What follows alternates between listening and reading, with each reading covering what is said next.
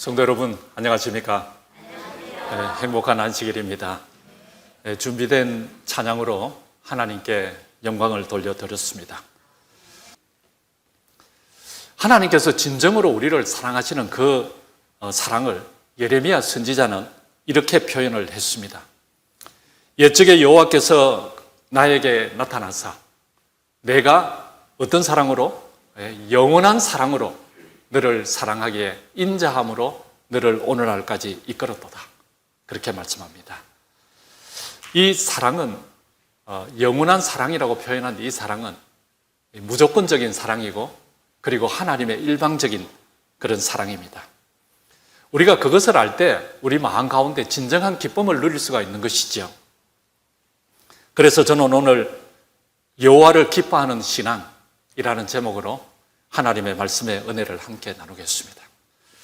여러분, 하나님을 기뻐하는 신앙이면 그 신앙이 아름다운 신앙일까요? 네, 분명 그럴 것입니다. 느헤미야 8장 10절에는 느헤미야가 또 그들에게 이르기를 근심하지 말라. 여호와로 인하여 기뻐하는 것이 너희의 힘이니라. 여호와로 인하여 기뻐하는 것이 너희의 힘이다. 이 성경절에서 힘 있는 신앙 삶을 사는 비결과 그리고 믿음과 믿음 생활에 대한 정의를 찾을 수 있습니다. 여러분들도 한번 그것에 대해서 한번 생각해 보시기 바랍니다. 여기에 우리가 좋아하는 100불짜리 지폐가 있습니다. 지폐는 분명 앞면과 뒷면이 있죠. 앞면에는 벤자민 프랭클린의 그 초상화가 있고 뒷면에는 펜실베니아에 있는 그 독립기념관 건물이 인쇄되어 있습니다. 그런데 여러분들께서 이 앞면과 뒷면을 이렇게 보시면 내용이 같은 것들이 있습니다. 그것이 뭐예요? 여기 100이라는 숫자가 앞뒤로 같고요. 그리고 영어로 $100라는 그 문구도 같습니다. 그리고 The United States of America라는 그 구절도 같죠. 그래서 이 100불짜리 지폐는 앞면과 뒷면의 그림은 다르지만 그 내용은 같습니다. 만약에 이 지폐 뒷면에 이렇게 100줄로 되어 있다면 이 지폐의 가치는 얼마나 될까요? 여러분들이 좀 궁금하시죠? 그래서 어떤 사람이 진짜 궁금해가지고 은행에 가서 물어봤습니다. 지폐가 이 색이 바래서 뒤에가 백지가 되어버렸는데 가치가 얼마나 됩니까? 그랬더니 은행 직원이 참 어이없는 질문에도 불구하고 아주 자세하게 설명을 해줬습니다. 이것은 전혀 가치가 없고 교환이 되지를 않습니다. 그러면은 한쪽 면은 괜찮고 뒷면만 백지니까 한 50불 정도 가치는 됩니까? 그렇게 물어보니까 은행 직원이 전혀 가치가 없다고 말했습니다. 이게 이런 일이 사실 있을 수 있을지 없을지는 모르겠지만은 앞면은 100불짜리 지폐인데 뒷면은 20불로 되어 있으면 어떻게 될까요? 그러면 가치가 얼마나 될까요? 네, 그런 것이 있다면, 만약에 있다면 그것은 정상적인 지폐가 아닙니다. 교환이 불가합니다. 전혀 가치가 없습니다. 네, 은행 직원이 그렇게 분명하게 이야기를 했습니다. 여러분, 그렇습니다. 이 정상적인 지폐는 앞면과 뒷면의 내용이 같습니다. 분명히 앞면과 뒷면이 인쇄가 되어 있어야 하고 그 내용이 같아야 한다는 것이죠. 제가 오늘 말씀을 시작하면서 이 말씀을 드린 것은 우리들의 신앙도 사실은 마찬가지입니다. 이 크리스찬에게는 반드시 두 면이 있습니다. 사실 우리의 일상생활을 다 보면 다 양면이 다 있죠. 아무리 좋은 것도 또 다른 양면이 또 있고 다 양면이 있지 않습니까? 크리스찬에게는 반드시 두 면이 있는데 앞면은 하나님을 믿는 믿음이고 그리고 뒷면은 하나님을 믿는 믿음의 생활입니다.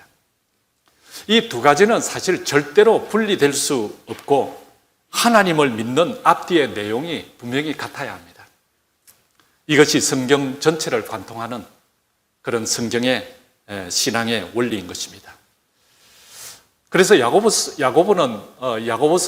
2장 22절에 내가 보거니와 믿음이 그의 행함과 함께 일하고, 주목해서 보십시오. 어떻게 한다고요? 함께 일하고 행함으로 믿음이 온전하게 되었느니라. 믿음은 항상 그 믿음의 생활과 함께하고 그리고 앞뒤의 내용이 같으므로 온전한 믿음이 될 수 있다는 그런 말씀이죠. 그렇기 때문에 우리의 신앙 삶 가운데 믿음도 정말 중요하고 그리고 어쩌면 더 중요한 믿음의 생활도 분명 중요한 것입니다. 다시 본문으로 돌아가서 보면은요, 이 구절에서 믿음과 믿음 생활을 제가 정의하고 있다고 말씀을 드렸는데 사실 이 두 개는 분리할 수가 없는 것이죠. 그러나 믿음은 마음과 이 영적인 면에 더 치중되어 있는 것이 사실입니다. 이 마음으로 우리가 믿는 거잖아요. 그리고 영적으로 믿는 거잖아요. 그러므로 믿음이란 여기에서 무엇을 말하는 거 하니까요, 근심하지 않는 것입니다. 이것은 제가 이 믿음을 정의한 것이 아니고 예수님께서 믿음을 이렇게 정의를 해 주셨던 그 문구를 볼 수가 있는데요. 바로 요한복음 14장 1절에 너희는 마음에 뭐 하지 말라? 근심하지 말라. 왜 근심하지 말라고 그렇게 말씀하시는가? 그냥 근심하지 말라고 하면 근심하지 않고 어떻게 살 수 있느냐고. 사람이 하루에 5만 가지 생각을 다 하고 근심하는데 어떻게 근심하지 않고 살 수 있느냐고. 그런데 그 뒤에 보시면 예수님께서 근심하지 않는 비결이 나오는데 무엇인가? 하나님을 믿으니 또 나를 믿으라. 그러니까 근심하지 않으려면 믿음을 가져야 하고 믿음을 가진 사람의 모습은 근심하지 말아야 한다는 것입니다. 그리고 마태복음 8장 26절에도 예수님의 제자들이 이 갈릴리 바다를 배를 타고 가다가 풍랑을 만났을 때 예수께서 이르시되 어찌하여 무서워하느냐, 근심하느냐, 두려워하느냐, 믿음이 작은 자들아 하시고, 그러니까 예수님께서 제자들이 무서워하는 이유가 믿음이 적어서 그렇다고 말씀하셨습니다. 그러니까 믿음이 있으면 근심하지 말아야 되고 그리고 무서워하지 말아야 함을 예수님께서 가르쳐 주신 것이죠. 여러분들의 마음 가운데는 근심이 많이 있습니까? 여기 알람 시계가 있습니다. 이 알람 시계는 딱 6시에, 새벽 6시에 딱 맞춰놓으면 한치의 오차도 없이 6시가 되면 딱 배를 울려줍니다. 이 학자들이 연구를 해보니까 잠을 잘 때 내일 아침에 이제 약속이 있어서 새벽 6시에 일어나야 한다라고 한다면은 알람 시계를 설정해 놓고 자는 사람하고 알람 시계를 없이 자는 사람하고 누가 더 근심 없이 편히 잘 수 있을까요? 너무나 우리가 잘 알 수 있는 그런 상식적인 내용이지만 실제로 연구를 해보니까 알람 시계를 설정해 놓고 자는 사람이 훨씬 더 깊이 잠을 잔다는 것입니다. 나이가 들면은 벌써 알람 시계 없어도 딱 매일매일 깨는 게 연습이 됐으니까 여러분들은 탁탁 일어나시고 그러시죠. 알람 시계에 대한 믿음만 있어도 근심이 훨씬 더 적어진다는 것이죠. 여러분, 우주의 거대한 시계를 한번 생각해 보시기 바랍니다. 이 태양계를 보면은 이 태양을 중심으로 정말 한치의 오차도 없이 이 지구가 태양을 돌고 있고, 그리고 지구 자체가 또 자전을 하고 있고, 또 지구를 주변을 돌고 있는 것이 달이 지구를 돌고 있습니다. 오늘 아침에도 실제로 해가 뜬 것은 아니지만 해가 어김없이 뜨고, 그리고 그 해가 계속해서 우리 눈에 볼 때는 운행을 그 시간에 맞추어서 하고 있습니다. 그 행로를 지키는 것이죠. 여러분, 때로는 우리가 구름이 잔뜩 끼어서 오늘 아침에 제가 일어나서 보니까 해가 없더라고요. 여러분들도 보셨습니까?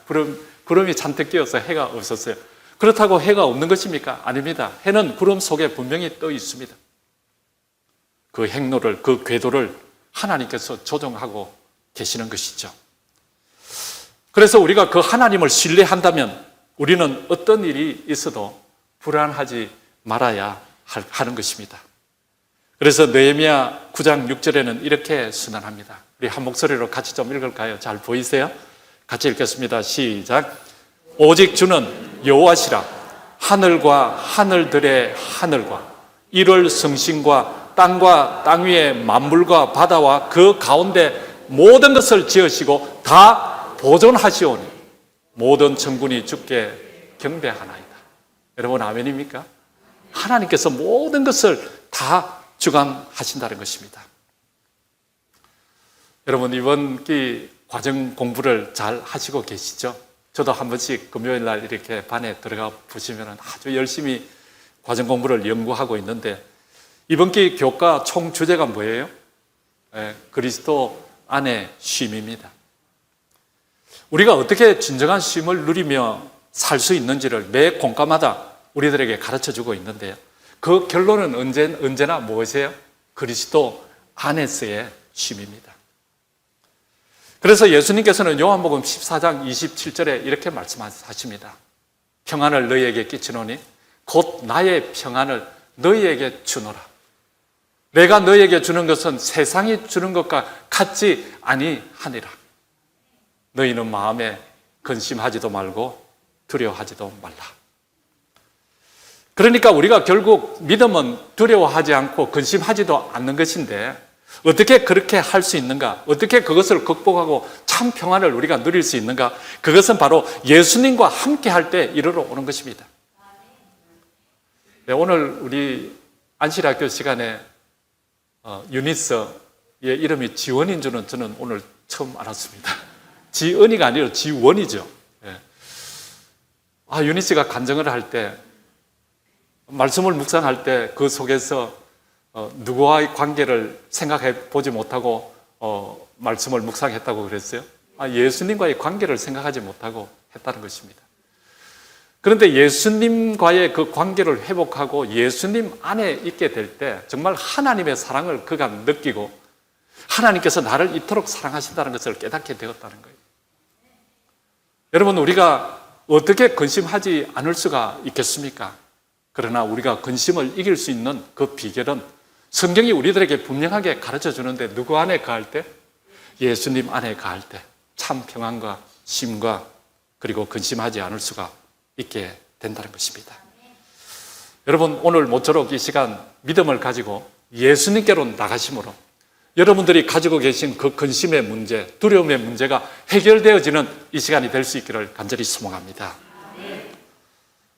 여러분, 이 두 번째, 믿음의 생활에 대해서도 정의해 주고 있는데요, 믿음의 생활은 근심하지 말면은 삶 속에서 나타나는 것이 있는데, 그것이 뭔가 하면은 바로 기쁨이 있어야 하는 것입니다.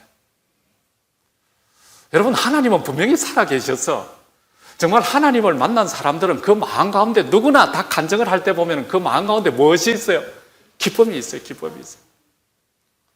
정말 세상이 줄 수 없는 그런 기쁨, 정말 알 수 없는 기쁨이 내 마음 가운데 샘솟는 거예요. 하나님만이 줄 수 있는 것이죠. 그래서 믿음의 생활을 하는 사람의 삶의 모습은 언제나 기쁨이 있어야 하는 것입니다. 느헤미야가 또 그들에게 이르기를 근심하지 말라. 근심하지 말라. 그 다음에 근심하지 말고 이어지는 것이 뭐예요? 여호와로 인하여 기뻐하는 것이 너희의 힘이라고 말씀합니다. 사실 여러분들께서도 이 느헤미야서를 읽어보시면 이 느헤미야 그 상황을 잘 아실 거예요. 사실 이스라엘 백성은 환경적으로 보면 전혀 기뻐해야 할 일이 하나도 없었습니다. 주변에는 정말 적들로 가득 쌓여 있었고요. 그들이 참 바벨론의 포로에서 이렇게 돌아와서 보니 그 적들이 주변에 얼마나 많았습니까? 매일 성을 건축하는 고된 일을 해야 했습니다. 우리가 교회를 위해서 뭔가를 이렇게 할 때도 그게 하루 이틀이지 맨날 와서 뭐를 하라 그러면은 그게 얼마나 힘들겠어요. 아마 여기 계신 분들도 옛날에 교회를 이렇게 건축할 때 정말 매일 와서 그 교회를 건축했던 적이 있을 것입니다. 그런데도 불구하고, 그렇게 피곤했음에도 불구하고 왜 그렇게 마음이 기뻤는가? 왜냐하면 하나님께서 함께 하시기 때문에 마음이 기쁜 거예요. 그리고 그들은 생활고에 시달리고 해결해야 될 수많은 문제들이 산재해 있었습니다. 그런데도 불구하고 느헤미야는 기뻐하라고 오늘 말씀합니다. 여러분, 환경이 좋지 않은데 어떻게 기뻐하는 일이 가능할까요? 제가 두 사람을 좀 비교해 보겠습니다. 한 사람은 이 정도면 충분히 기뻐할 수 있겠다, 매일매일 기뻐할 수 있겠다 하는 사람이고요. 반면에 한 사람은 세상 모든 사람이 기뻐할 수 있어도 이 사람은 절대로 기뻐할 수 없겠다라는 사람입니다. 첫 번째는 우리가 잘 아는 나폴레옹입니다. 이 나폴레옹은 유럽을 제패했고 최상의 권력을 얻었습니다. 정말 세상을 호령할 그런 담력과 지력을 가진 사람이었죠. 그런 그가 이렇게 고백합니다. 내 생에 행복한 날은 며칠밖에 없었다고. 6일밖에 없었다고. 근데 그 6일이 저렇게 나와 있습니다. 반면에 헬렌 켈러는 기본적인 것도 누릴 수 없는 그런 사람이었습니다. 볼 수도 없었고, 그리고 들을 수도 없었고, 말할 수도 없었습니다. 그런데도 불구하고 그는 노년의 삶에 이렇게 고백을 했습니다. 너무나도 유명한 말이죠. 내 생에 행복하지 않는 날은 단 하루도 없었습니다. 인생은 참 아름답습니다. 어쩌면 그가 어려웠던 일, 괴로웠던 일, 힘든 일들을 하나님의 은혜 가운데 아마 다 잊어버렸을지도 모르겠습니다. 그래서 나이가 들고 자기의 인생을 회상해 보니까 한 사람은 6일밖에 행복한 날이 없었다고 말하고 한 사람은 매일매일이 행복한 삶이었다는 것입니다. 여러분, 하나님의 은혜는, 은총은 그런 것입니다. 우리가 과거에 어떠한 삶을 살았든지 오늘 진정으로 하나님을 만나고 하나님께서 베풀어 주시는 은총을 경험하게 되면 내 인생은 다 행복한 날로 바뀌어지는 것입니다. 그 어려움 가운데도 하나님께서 함께 하시고 나를 최선의 길로 인도하시고 계셨다는 것을 내가 깨닫게 되는 거예요. 그게 신앙인의 힘 아니겠습니까, 여러분? 여러분, 행복은 바로 마음에서 오는 것입니다. 우리의 주변 환경, 물질 이런 것에서 진정한 행복이 오지 않습니다. 우리 그리스도인에게는 그 마음이 어떤 마음인지 우리는 잘 알고 있습니다. 여러분, 어떤 마음이에요? 그 마음이 바로 믿음의 마음이고 사랑하는 마음이고 예수님과 함께하는 그런 마음입니다. 시대의 소망 73페이지에서 74페이지는 이렇게 기록을 합니다. 예수는 세상을 치유하시는 은혜의 셈이었다. 나사렛에서 그가 은둔 생활을 하신 온 기간에 동정과 친절의 조수가 흘러나왔다. 이 물결 치듯이 흘러 넘쳤다는 것이죠. 연로한 자나 슬퍼하는 자나 죄의 짐을 진 자나 순진한 기쁨 속에서 즐겨 노는 어린이나 숲속의 작은 피조물들이나 무거운 짐을 실은 참을성 있는 짐승이나를 물어나고 모두 그가 함께 하심으로 더 행복해졌다. 여러분, 이 빨간 부분을 여러분들도 보셨습니까? 그들이 왜 행복해졌다고요? 왜냐하면 예수님께서 함께 계심으로 더 행복해졌다는 거예요. 오늘도 여러분들 가운데 어제 만난 예수님께서 다시 한번 여러분들의 마음 가운데 거하시게 되면 우리는 더 행복해질 수 있습니다. 우리가 진정으로 행복을 원한다면, 우리가 진정으로 기쁨의 삶을 원한다면 우리는 세상 어떤 곳에 가서도 그 행복을 찾을 수가 없지만은 그러나 예수님께로 가면은 우리는 더 행복해질 수 있습니다. 여러분들도 그것을 믿으십니까? 그래서 심각하게 우리가 진중하게 신앙 삶을 사는 것은 좋습니다. 그러나 너무 심각하지는 마십시오. 너무 얼굴이 차게 보이고 그러면은 사실 그리스도 하늘에 가기가 어쩌면은 조금 더 단련이 필요할지 모르겠습니다. 거기서 얼굴이 굳어 있으면 어떻게 될까요? 여러분, 바울은 비록 그가 감옥에 있었는데도 감옥에서 정말 온갖 고초를 다 겪으셨죠. 그럼에도 불구하고 그는 우리들에게 그가 먼저 기쁨을 누리고 우리들에게 이렇게 그 기쁨을 누리라고 고면합니다. 여러분, 같이 좀 읽으실까요? 너무나도 잘 아는 성경이지만 빌립보서 4장 4절입니다. 같이 읽겠습니다. 시작. 주 안에서 항상 기뻐하라. 내가 다시 말하노니 기뻐하라. 항상 기뻐하라고 말하고 있는데 혹시 기뻐하지 못할까 싶어서 내가 다시 말하노니 어떻게 하라고요? 기뻐하라고 말씀합니다. 그런데 여러분, 여기 잘 보시면 누구 안에서 기뻐하라는 거예요? 주 안에서 기뻐하라는 거예요. 우리가 다른 곳에서 기쁨을 찾지 말라는 것이죠. 믿음의 생활을 사는 사람들이 삶에서 나타내야 하는 것이 기쁨인데 그 기쁨은 나의 환경을 바꾸어서도 아니고 명예와 재물로 인한 것도 아니고 오직 내 마음에 예수 그리스도를 모시는 것임을 우리는 분명하게 성경을 통하여 알게 됩니다. 여러분, 오늘 이 시간 마음문을 활짝 열고 정말 문 밖에서 두드리시는 그 예수님을 여러분들의 마음 가운데로 초청하지 않으시겠습니까?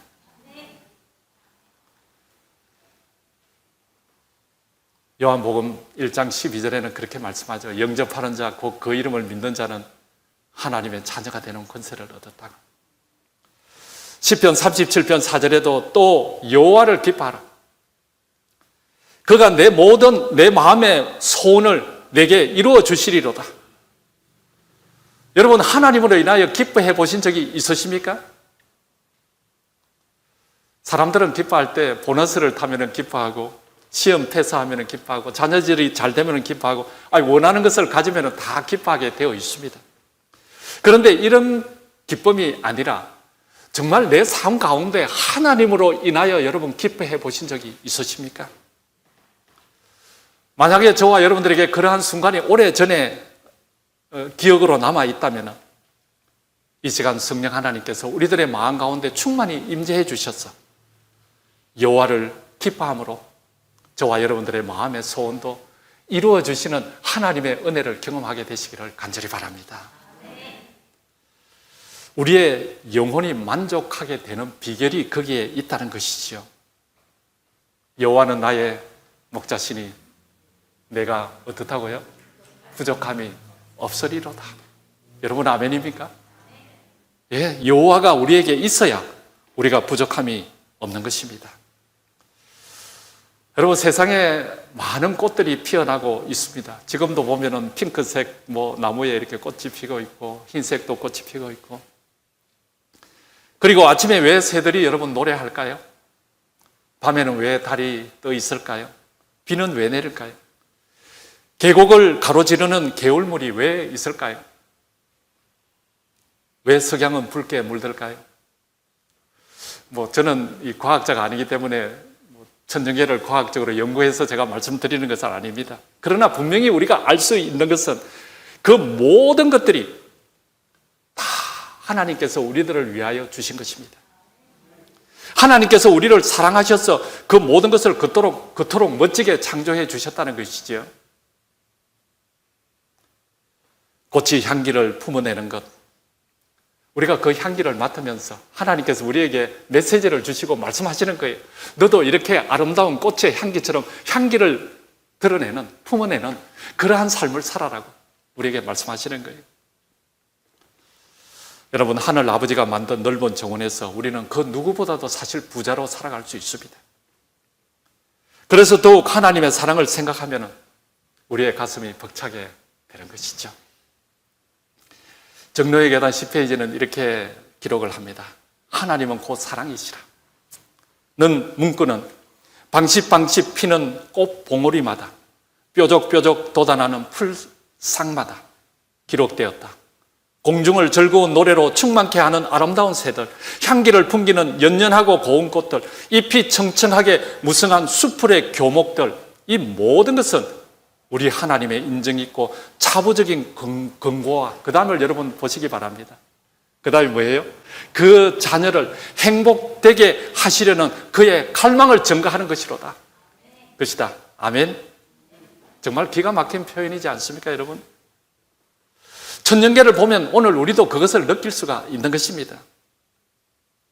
그 모든 창조 세계가 존재하는 그 이유가 바로 우리를 행복하게 하시려는 하나님의 갈망을 증거하는 것이라고 그렇게 말씀합니다. 여러분, 그러기에 우리 신앙 삶을 살아가는 사람들은 하나님의 인도하심을 추워도 의심할 필요가 없습니다. 그분께서는 지난 날의 우리의 삶을 인도해 주셨고, 그리고 오늘까지 이르게 하셨기 때문에 앞으로도 어떻다고요? 그분께서 분명히 인도해 주실 것입니다. 우리가 꼭 원하는 삶의 방식으로 그 삶이 전개되고 열려지지 않을지라도 그분 손안에 우리는 안심하고 우리의 삶을 오늘 살아갈 수 있는 것입니다. 여러분, 하나님께서 우리의 미래의 길을 다 예비해 주셨는데 우리가 뭐 그렇게 크게 걱정할 필요가 있겠습니까? 오늘 내 필요를 채워주시는 하나님이 내일의 필요를 채워주실 것을 믿기에 오늘 나는 기뻐할 수 있는 것입니다. 이 말씀은 너무나 잘 알고 있는 말씀이죠. 그래서 비록 신앙을 하라 그래요. 비록 신앙. 비록. 이 말씀이 굉장히 중요한 단어 중에 하나입니다. 비록 무화과 나무가 무성하지 못하며 포도나무에 열매가 없으며 감람나무에 소출이 없으며 밭에 먹을 것이 없으며 우리의 양이 없으며 외양간에 소가 없을지라도 나는 여호와로 말미암아 즐거워하며 나의 구원의 하나님으로 말미암아 기뻐하리로다. 여러분 아멘입니까? 정말 그렇습니다. 비록 이 비록 신앙이 우리들에게도 필요하지 않을까요? 우리가 비록 다른 사람이 가지고 있는 거 다 가질 수는 없습니다. 우리가 비록 정말 우리의 삶 가운데 여전히 죄악 세상에 살아가고 있기 때문에 우리에게 고통이 있고 어려움이 있고 건강적으로도 문제가 있을 수가 있습니다. 비록 신앙을 하는 사람은 그럴지라도 나를 구원해 주신 그 구원의 하나님으로 인하여 기뻐할 줄 아는 사람이죠. 여러분들에게 이러한 기쁨이 좀 있기를 바랍니다. 그래서 그냥 이 기쁨은 바이러스처럼 그렇다 그러잖아요. 지금 코로나 바이러스가 문제가 아니라 우리는 이 코로나 바이러스에 너무 굴복하지 말고 사실은 어떤 바이러스를 우리의 삶을 통해서 좀 이렇게 전파를 해야 되는가 하면은 행복 바이러스를 좀 전파해야 돼요. 기쁨의 바이러스를 우리가 좀 다른 사람에게 전파를 해야 돼요. 그래서 김종호 장로님 옆에만 가면은 그냥 기뻐지는 거예요. 코로나 바이러스에 걸리는 것이 아니라. 그렇지 않습니까? 여러분, 우리가 그런 좀 기쁨의 바이러스, 그것을 좀 하나님의 은총으로 우리가 다른 사람에게 좀 증거하고 세상을 밝게 하고 세상을 기쁘게 하는, 우리 오렌지 정한교회를 기쁘게 하는 그러한 삶을 여러분 꼭 살게 되시기를 간절히 소망합니다. 여러분, 여기에는 참된 신앙은 그 삶의 두 가지 모습을 분명하게 반영합니다. 첫째는 여호와로 인하여 근심하지 않습니다. 그리고 두 번째는 뭐라고요? 여호와로 인하여 기뻐합니다. 이 두 가지는 정말 지폐의 양면과 같은 것입니다. 한쪽만 있어도 안 되고 그리고 내용이 달라도 안 됩니다. 근심하지 말라. 여호와로 인하여 기뻐하는 것이 너희의 힘이 되라.